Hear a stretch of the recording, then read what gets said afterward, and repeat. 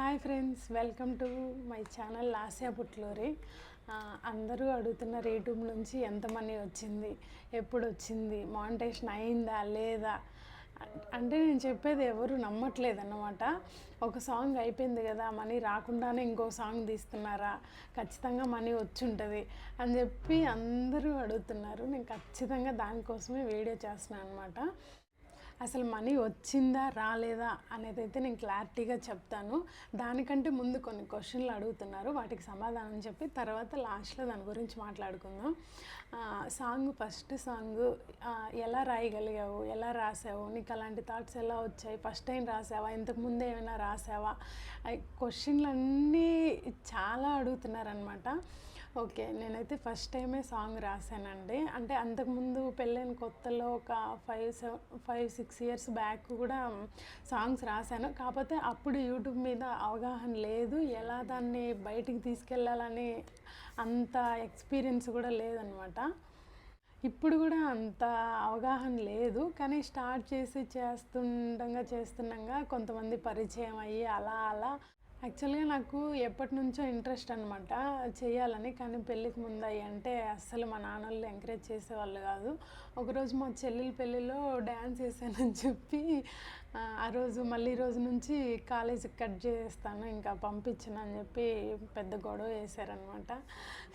ఈ వీడియో మా డాడీ చూస్తే అలా గడిచిపోయిందనమాట. పెళ్ళైన తర్వాత కూడా ఉన్నింది, కానీ బావని అడుగుదామా వద్దా అనుకుంటూ ఉన్నాను.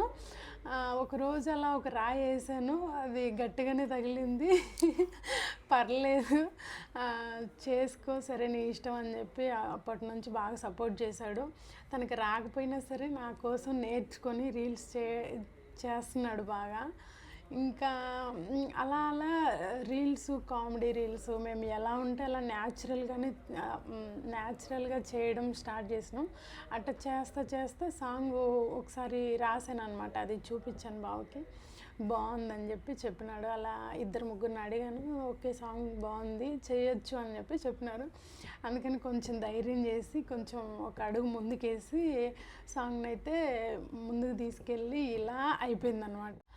సాంగ్ అయితే రాసుకున్నాం, కానీ దాన్ని ఎలా మ్యూజిక్ చేపించాలి, ఎవరి చేత పాడించాలి, అది ఎవరు కొరియోగ్రఫీ చేస్తారు, ఎక్కడ ఏంటనేది అయితే అస్సలు జీరో నాలెడ్జ్ అనమాట. మాకు మా పీజీలో తెలిసిన ఒక అన్న వినోద్ అన్న ఉంటే అన్న అప్పుడు చెప్పాడనమాట. మేము తిరిగి 2 months వెయిట్ చేసాము. ఆ తర్వాత అన్న చెప్పాడు, ఇలా మా ఫ్రెండ్ వాళ్ళ అన్నయ్య కొరియోగ్రఫర్ ఉన్నాడక్క, ఒకసారి మాట్లాడండి అని చెప్పి చెప్పాడు. అప్పుడు అన్న ద్వారా అలా మీట్ అయ్యి మాట్లాడితే అన్న చెప్పాడు, ఓకేనరా నేను చేస్తాను, సాంగ్ బాగుంది, ఖచ్చితంగా రీచ్ వస్తుంది అని చెప్పి అందరూ అలా సపోర్ట్ చేయడం వల్ల సాంగ్ అయితే నిజంగా చాలా సపోర్ట్ చేశారు. పీజీలో అబ్బాయిలు కానీ అమ్మాయిలు కానీ అయితే అసలు చెప్పాల్సిన అవసరమే లేదు, ఎందుకంటే అందరు యూతే కాబట్టి వాటి మీద బాగా అవగాహన ఉంటుంది అనమాట. ఇప్పుడు ఇంట్లో పెద్దోళ్ళు పేరెంట్స్ అంటే వాళ్ళకి తెలియదు అసలు వాటి వల్ల ఉపయోగం ఏందని కూడా వాళ్ళకి తెలియదు. ఉన్నా సరే ఏం అవసరం లేదు, మన పని చూసుకొని మీ పని మీరు చూసుకోండి అమ్మా, అట్లాంటి ఏం మనకు వద్దు అని చెప్పి చెప్తారనమాట. కానీ అందరు యూత్ కాబట్టి తెలుసు కాబట్టి బాగా సపోర్ట్ చేస్తున్నారు, ఎంత అంటే చెప్పలేనంత. దానికంటే ముందు ఒక క్వశ్చను, మీరు ఎక్కడ ఉంటున్నారు అక్క, ఏం చేస్తున్నారు అని చెప్పి. మేమైతే ఒడిశా భువనేశ్వర్లో ఉంటున్నాం ప్రస్తుతానికి. ఇంతకుముందు అయితే కటక్ సైడ్ ఉండేవాళ్ళం అనమాట. వీళ్ళందరూ అడిగేవాళ్ళు, అక్క నీకు పెళ్ళైన తర్వాతే ఒడియా నేర్చుకున్నావా, పెళ్ళికి ముందు వచ్చా అంటే పెళ్ళికి ముందు అసలు నాకు జీరో నాలెడ్జ్, అసలు ఏం తెలీదు. పెళ్ళైన తర్వాత ఇలా ఎవరైనా వచ్చి అడిగేవాళ్ళు అనమాట. మాట్లాడుతుంటే నేను ఇలా చూస్తూ ఉండేదాన్ని, వాళ్ళ బావని అడిగితే నాకు తెలియదు, నువ్వే నేర్చుకో, మాట్లాడుతుంటే అదే వస్తుంది అని చెప్పి రాదు కదా అమ్మ, వదిలేసి మనకు ఆటోమేటిక్ వచ్చేస్తుంది. అలా అసలు చెప్పేవాడు కాదు. వాళ్ళు ఇంతకుముందు మేము ఉన్న దగ్గర అయితే ఫస్ట్ టైము ముడి ఫ్యాక్టరీ, బొరుగుల ఫ్యాక్టరీ ఉండిందన్నమాట. మరమరాల ఫ్యాక్టరీ. మా సైడ్ నెల్లూరు సైడ్ అయితే బొరుగులు అంటారు, ఇక్కడ మరమరాలు అంటారు, అది ఉందన్నమాట.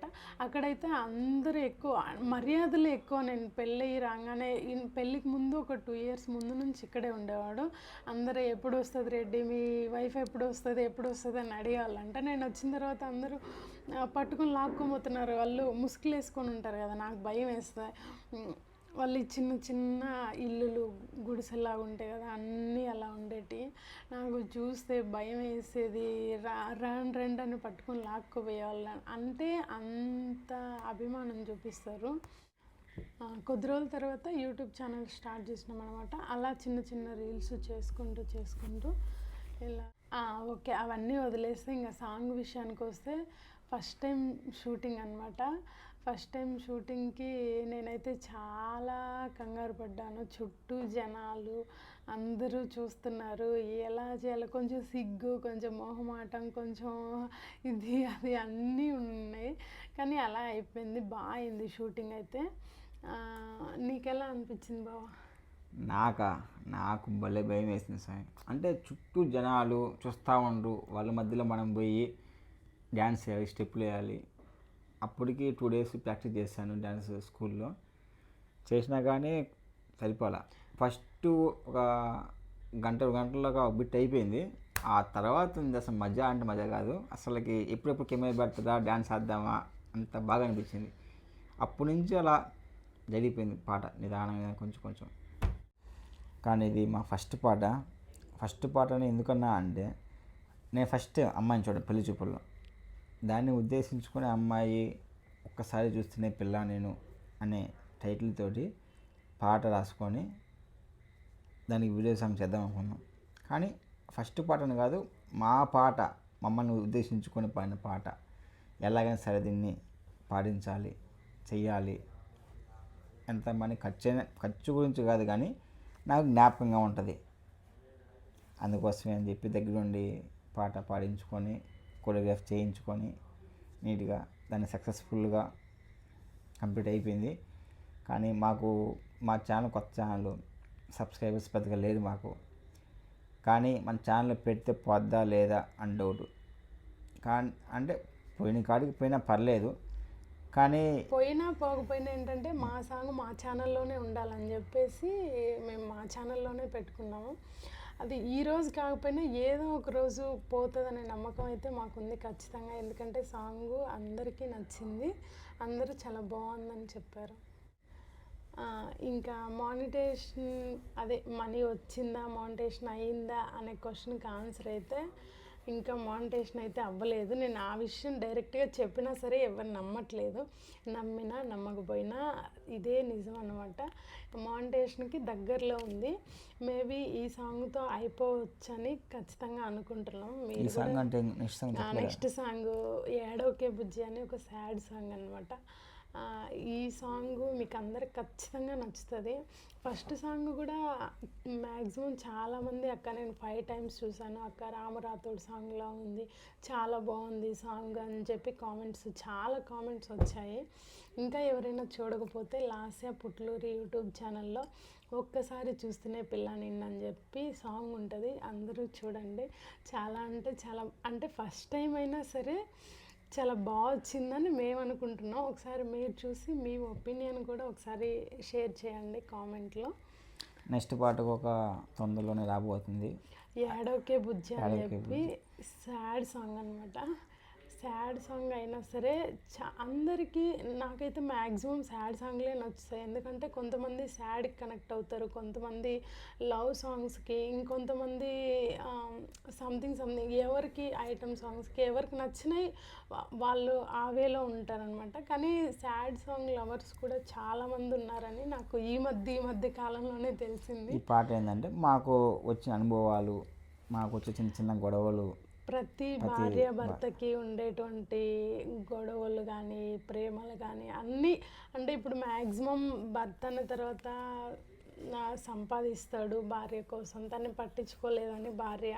ఇది మ్యాక్సిమం మా లైఫ్ అనే కాదు, ప్రతి ఒక్కరి లైఫ్లోనూ ఇలానే ఉంటుందని మేము ఊహించుకొని రాసిన సాంగ్ అనమాట.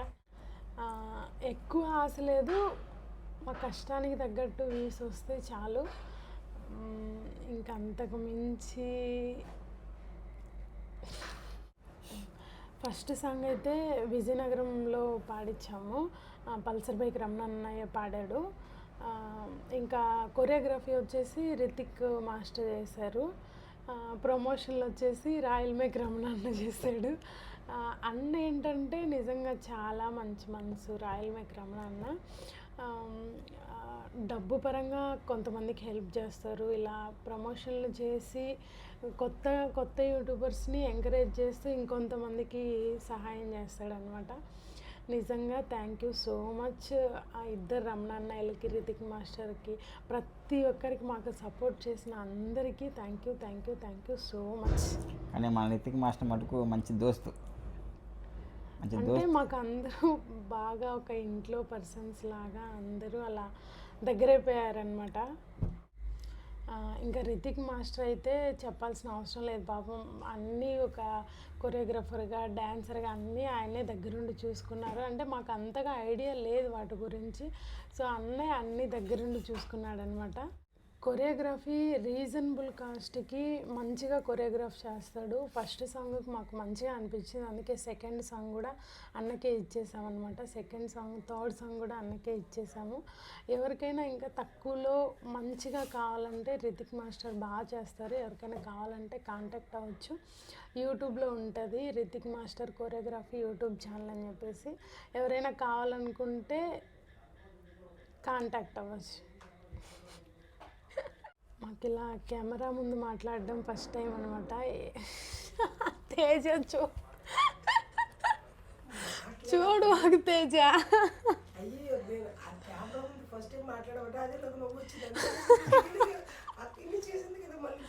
కెమెరా ముందు ఇన్ని చేశాను కానీ కెమెరా ముందు ఎప్పుడు మాట్లాడలేదు ఇలాగా.